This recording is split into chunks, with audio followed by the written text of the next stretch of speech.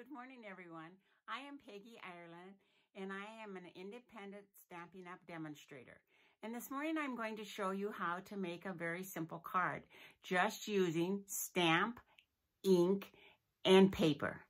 And so I'm just going to put my camera down and I'll show you the card that we're going to be making.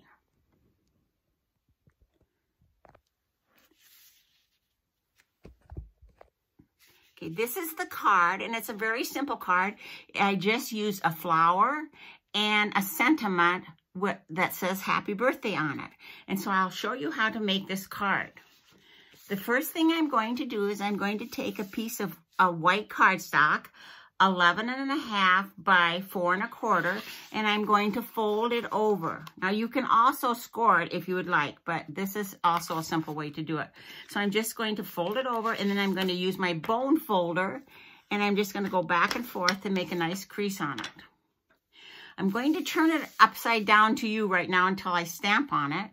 But what I'm going to do is I'm just going to take a stamp that's on a block, and I'm going to use a little bit of ink, and I'm going to just put it right on the card. And then after I use that color, I'm going to take magenta, and I'm going to, a happy birthday is on a block, and I'm just going to stamp it here. Hopefully I can do it straight. There we go. Okay, so then this is what it's going to look like. Then I'm going to pick up a magenta blend, just for coloring, just a little bit more ink on it. And I'm going to go around and I'm going to color the flower petals all the way around. And I'm not going to do all of it for you right now, but I'll just show you what you're going to do.